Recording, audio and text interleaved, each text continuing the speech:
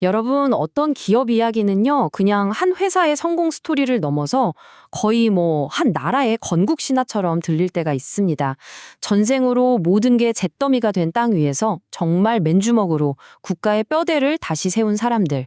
이건 절대 불가능해 라는 말 앞에서 기어코 된다는 걸 보여준 기업. 바로 포스코 이야기입니다. 그리고 오늘 이 거대한 신화의 가장 중심에서 모든 걸 이끌었던 한 남자에 대한 이야기를 아주 깊이 파고들어 볼까 합니다. 자, 이 말을 한번 들어보시죠. 2011년 한국 산업계의 또 다른 거목이죠. 삼성의 이재용 회장이 박태준 명예회장의 빈소에서 직접 했던 말입니다. 전 세계 사람들의 사는 방식을 통째로 바꾸고 디지털 시대를 연 혁신의 아이콘, 스티브 잡스. 누구도 감히 쉽게 비교할 수 없는 이름이잖아요. 그런데 그 스티브 잡스의 영향력조차 그다지 크지 않다고 말하게 만든 사람, 대체 어떤 인물이었을까요? 이 한마디가 가진 무게를 생각하면서 오늘 이야기를 본격적으로 시작해 보겠습니다. 도대체 어떤 리더십을 가졌길래 대한민국 최고의 기업을 이끄는 총수가 이렇게까지 극찬을 보냈을까요? 그리고 그가 세운 포스코는 어떻게 그냥 회사 하나가 아니라 포스코가 없었다면 대한민국의 경제 기적도 없었다. 이런 평가를 받게 된 걸까요?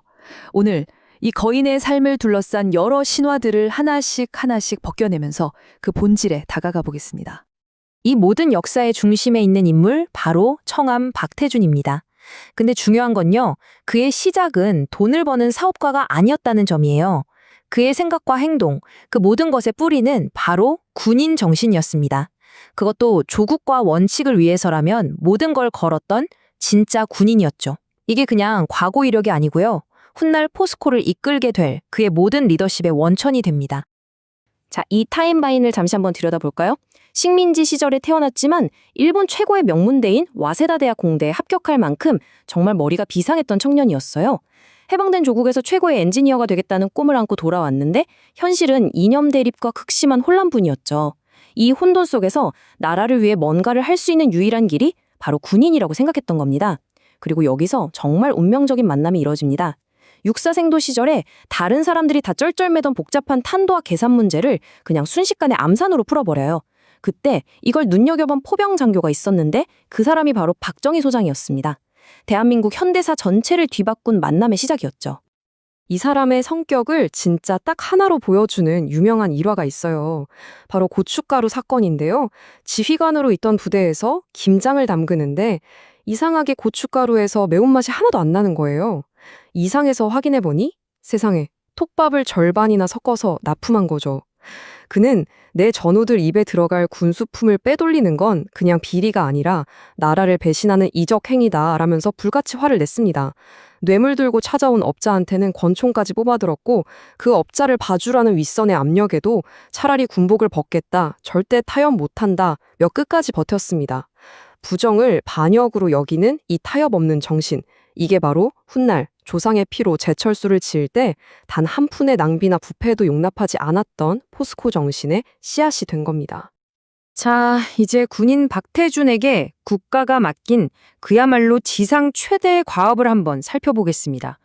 전쟁으로 모든 게 잿더미가 된 나라, 당장 국민들 먹고 사는 것조차 걱정해야 했던 가난한 나라에 국가 산업의 심장이 될 현대식 종합개철소를 지어라.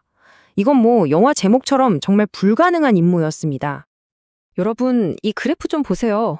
이게 그냥 숫자가 아닙니다. 당시 대한민국의 처참한 현실을 보여주는 성적표 그 자체였어요. 철강 생산량이 북한의 10분의 1, 그리고 우리를 지배했던 일본의 200분의 1밖에 안 됐습니다. 산업의 쌀이라고 불리는 이 철이 못 따는 건 자동차도, 배도, 다리도, 건물도 그 어떤 것도 우리 손으로 만들 수 없다는 뜻이었어요. 모든 걸 수입해야만 하는 사실상 경제적 식민지나 다름없는 절망적인 상황이었죠. 근데 상황은요, 이것보다 훨씬 더 나빴습니다. 자본? 제로. 국내에선 이 어마어마한 프로젝트에 돈을 댈 곳이 아무데도 없었습니다. 기술? 제로. 용광로 설계는커녕 도면 하나 제대로 그릴 기술자도 없었어요. 경험? 당연히 제로.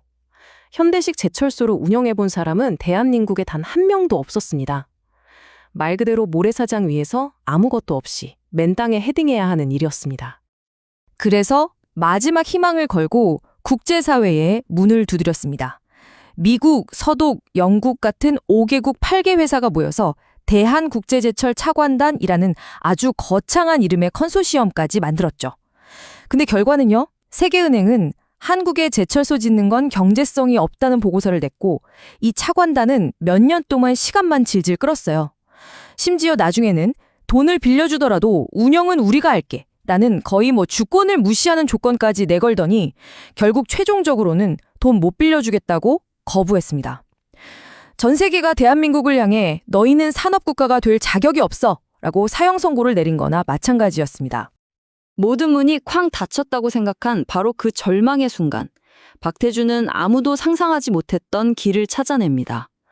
우리 역사에서 가장 아픈 상처를 미래를 여는 열쇠로 바꿔버린 정말 대담하고 기발한 생각. 이게 바로 대한민국의 운명을 바꾼 신의 한 수가 됩니다. 자, 이 돈의 의미를 정말 깊이 생각해 봐야 합니다. 대일청구권 자금. 이건 그냥 돈이 아니었어요. 일제강점기 때 강제징용으로 수탈로 고통받았던 우리 할아버지 할머니들의 피와 땀, 그 눈물이었습니다. 그래서 박태준은 이 돈을 조상의 혈세, 즉 피의 대가라고 불렀어요. 원래는 농업이나 어업 같은 분야에 쓰기로 약속된 돈이었거든요.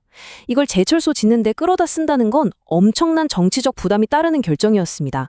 하지만 그는 이 돈이야말로 제철소를 세우는 가장 강력한 정신적 기동이 될 거라고 확신했습니다. 이 슬라이드가 그의 진짜 전략가적인 면모를 보여주는데요. 정말 천재적이에요. 그는 무작정 일본 정부에 가서 돈 주세요 하지 않았습니다. 첫 번째, 먼저 신일본 제철 같은 일본 최고의 철강회사 회장들을 직접 만나서 우리가 기술 지원하겠습니다 라는 약속을 받아냅니다. 두 번째, 이 약속을 지렛대 삼아서 일본 정부하고 협상을 하는 거죠. 보세요. 당신의 최고의 기업들이 기술 지원을 약속했습니다. 이제 이 프로젝트는 성공할 수 있습니다. 그러니까 한국에 주기로 한 청구권 자금 일부를 여기에 쓸 수 있게 해주십시오. 이 완벽한 논리 앞에 일본 정부도 결국 동의할 수밖에 없었고 그렇게 굳게 닫혔던 돈줄이 극적으로 열리게 된 겁니다.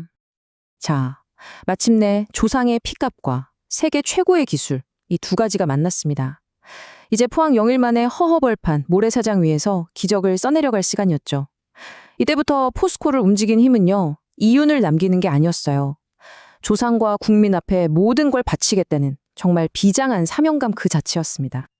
와, 정말 이 말은 들을 때마다 온몸에 소름이 돋지 않나요? 그는 직원들한테 이 제철소 건설이 그냥 공사 현장이 아니라 조상의 피로 짓는 성스러운 전쟁이라고 분명히 했습니다.